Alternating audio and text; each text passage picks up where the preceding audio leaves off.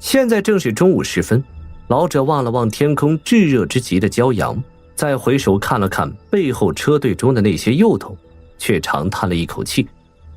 按理说部落无论大小都必须供奉一定的仙师在内才行，否则万一碰到了天灾人祸，遭遇妖兽，普通的凡人可是根本无法抵挡。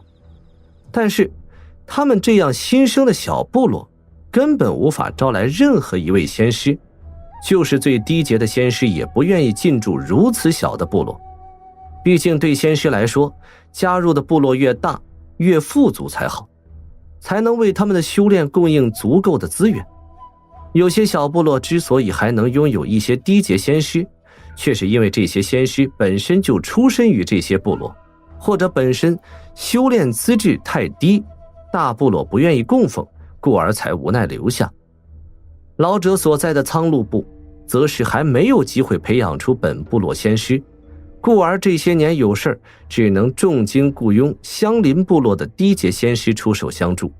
但这些仙师同样要价极高，几次出手就要花费整个部落1年小半的收入，这让原本就不富足的苍鹭部更是雪上加霜。好在20年轮到一次的开灵日终于就要到了，早就对此事上心的飞鹿自然不可能放过此事，当即带领部落中被检验出有灵根的数名部落弟子，往离他们部落最近的一座天蓝圣殿而去。天蓝圣殿原先只是为供奉天蓝圣兽所修建，但经过如此多年的演变后，却突然成为了突兀人心中的圣地，成为了专门培养突兀族低阶仙师的地方。每座圣殿内都有数名高阶仙师，负责传授一些最基本的修炼之道，一旦有所成后，资质低些则直接返回各个部落，受部落供奉。有培养前途的，则被那些高阶仙师收为弟子，专门加以培养。没有经过开灵仪式的凡人，是严禁高阶仙师私自传授仙术。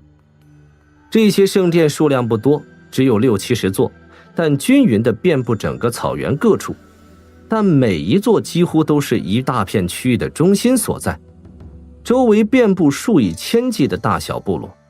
作为区域唯一的圣殿，越大的部落离圣殿自然越近，而苍鹭部因为太小，被分配极远的地方，从部落出发到圣殿去，足足要走3个月的路程才可。无奈之下，早在4个月前，鹰鹿就带队从部落出发。说起来，上一次的开灵日，他虽然已经将部落独立出来，但是无法凑够贡品，也只能睁眼错过而已。这一次，鹰鹿说什么也不愿意再错过，即使整个部落今后数年内要缩衣减食，也要让自己的部落拥有自己的仙师。不过带着贡品要穿越如此广阔的草原，对他们这些人却是极其危险的事情。毕竟贡品都是对仙师大有用途的东西，几乎对凡人来说都是珍贵之极。有不少心怀不轨的人趁着机会打劫弱小的队伍，甚至一些心术不正的仙师也可能会出手，这可是历年开灵日期间屡见不鲜的事情。离圣殿近些的部落还好一些，他们总算是畏惧圣殿之名，不敢过于放肆。但像他们这样距离圣殿遥远的部落，可就是危险之极。听说上一次，因为这片区域，一个中等部落因为贡品中有一只近1000年的灵药，结果风声走漏，整支队伍在去前往圣殿的途中诡异的消失，一个人影也无法找到。结果不少人都传闻，说是某个大部落的高阶仙师眼红此宝，故而杀人夺宝。圣殿的人自然气恼此事，听说也派出殿中仙师追查了一番，但不知怎么的就不了了之了。所以这一次的贡品虽然备齐，但没有仙师压阵，让这位苍鹭部落首领从出发以来就开始寝食难安。而开灵日这段日期内，各个部落仙师都同样忙于随队前往圣殿，就是有灵石也没有愿意被雇佣的，偶尔有几位流浪的仙师也被附近几个较大些的部落用重金抢先雇佣去了。作为最弱小的部落首领，鹰鹿也只能干瞪眼而已。想到这里，老者叹了一口气，不禁回首望了一眼身后。在身后的7、8辆车中，其中有4辆装着全是贡品，拉车的全都是部落中精心挑选的骏马。这几辆车也有先见之明，用部落最坚固的红桦木制成。当然，为了不引起别人的注意，所有车辆表面都看起来破破烂烂，陈旧之极。不过也幸亏有这些措施，否则说不定早出事了。就是如此，在上次遇见一个小狼群时，队伍中也差点出现减员，但为了冲出狼群，车队不得不丢弃最慢的2辆车，才安然到达此处。那2辆车上虽然没有什么值钱的东西，但装满了这一行人今后2个月的大部分食物。看来这些日子不得不在路上暂停一下了。记得再过2日的路程，就有一片峡谷在附近，那里面含有人质，说不定有什么野牛野羊之类，可以先打些猎物回来。想到这儿，老者回头摸了一下马鞍上挂着的硬木弓，脸上露出沉吟之色。咦，那是什么？老者旁边忽然传来一声清脆的女声，声音满是惊奇之意。这是一名紧跟着老者身后的清秀少女发出的声音。此女名叫鹰山，年纪15、16岁，是鹰鹿的某位晚辈，也是部落中被检验出来具有灵根的几人之一，自然深受鹰鹿宠爱。老者闻听此言，急忙抬手望去，结果就在前方不远处，一片茂密的灌木丛中，果然有阵阵的青光闪烁不定，隐隐有什么东西在其内的样子。而他记得很清楚，刚才回首之前，那个方向还没有此光。老者心中一灵，作为一名部落首领，自然对仙师施法时放出的灵光并不算陌生。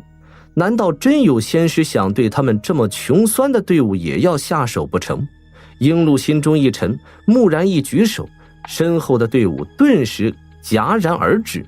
其他人都看到了前方灌木丛的青光，脸上不禁露出几分惊慌和戒备。老者强作镇定地勒住缰绳，站在原地不动，但脑中各种念头急转，苦思自保之策。但片刻后，老者就发现了不对劲。灌木丛中的青光尽管闪动不停，但始终没有仙师现身而出，也没有什么仙术发出。鹰鹿眼中一亮，急忙向那灌木丛仔细望去。这些灌木密密麻麻，足有1人来高，根本无法看清楚什么。图蒙，你过去看看，是不是真有仙师在那里？是，族长。老者目光闪动了几下，忽然开口说道。车队中一名身强力壮、面容威猛的青年闻言一怔，但急忙答应了一声，随即下马，小心地向20余丈外的灌木丛而去。在离青光之地只有5、6丈远时，青年一阵犹豫，脚下意识停住了脚步。不知哪位仙师在此？我等是苍鹿部的，特来拜见仙师真言。青年似乎在苍鹿部也有些身份地位，说起话来倒也斯文，脸上同时露出了恭敬的神色。可是灌木中仍然只是灵光转动，并没有任何声音发出。青年见此，不禁回首望了一眼老者。老者想了下之后，还是默然地冲其点了点头。青年心中顿时有了几分底气，脚步悄然无声向前方走去。等走到灌木丛前，青年迟疑了一下，还是一咬牙，伸手分开了眼前的灌木。在分开灌木的刹那间，从青年口中发出了一声惊呼，身子顿时一连串的倒退数步，差点一屁股坐在地上。这叫图猛的青年满脸惊恐之色。怎么回事？原本凝神注视着这一切的苍鹿部众人吃了一惊，一些青壮部众立刻拔出随身刀剑，准备应付不测。不要轻举妄动，图猛，出了什么事了？族长，里面有个仙师，但是他长得……我长得怎么了？尚未等青年说话，灌木丛中青光狂闪几下，然后突然消失不见，接着一声冷哼，一个人影从里面大步走出。包括老者在内的所有人都是一愣，急忙凝神望去，只见出现在面前的人，一名男子模样的白袍人。此人身材普通，看白袍式样明显是仙师的服饰，但是头上却戴着式样奇特的青色斗篷遮住了面目，腰间更有好几个鼓鼓囊囊的带子，背后还背着一个尺许长的木盒。在下苍鹿部族长鹰鹿，参见仙师，不知仙师高姓大名？苍鹿部，没有听说过，我姓韩，刚才在里面修炼功法，你们过来做什么？原来是韩仙师，刚才我等实在不知道大人在里面修炼，多有得罪之处，还望仙师大人恕罪。不知大人是哪个部落的供奉？也许老夫和贵部相识呢。我刚出师没有多久，暂时没有受到部落供奉。原来大人还是自由之身。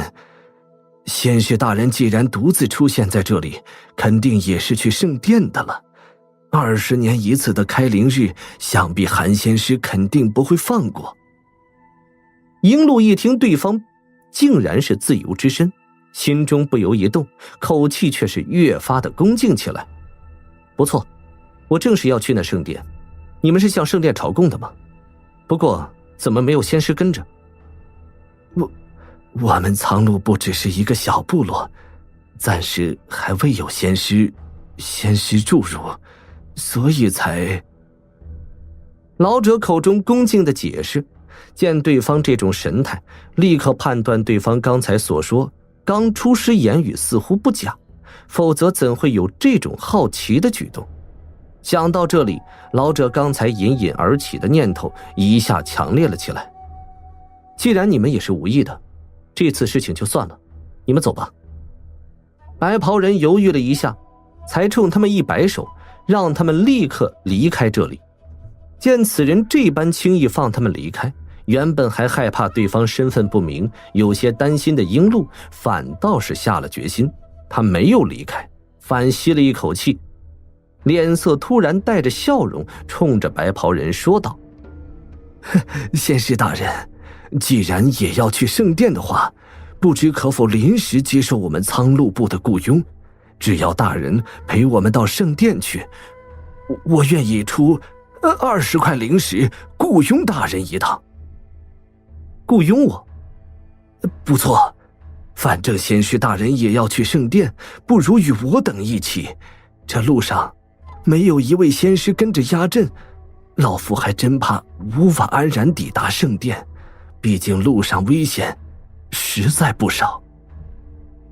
和你凡人一起走有些太慢了些，而且只给20块灵石。只要仙师答应此事，老夫愿意出到25块灵石。不瞒韩仙师，我们苍鹿部实在不大，这就是我们部落能出到的极限了。25块灵石也不少了，不过你就不先问问我是什么等级的仙师，就出这个价格？也许在下根本就是炼气2、3层的初阶仙师，并没有能力护送你们车队呢。仙师说笑了，老夫虽然没有灵根，但是昔年也曾经参加过圣战，就凭大人刚才修炼时放出的灵光，绝对不可能是炼气期2、3层的仙师的。好，既然你们有此诚心，那我就陪你们走一趟。不过灵石我要先收一半，到达地方之后再付我另外一半。白袍人并没有考虑多久，略一沉吟之后就答应了下来。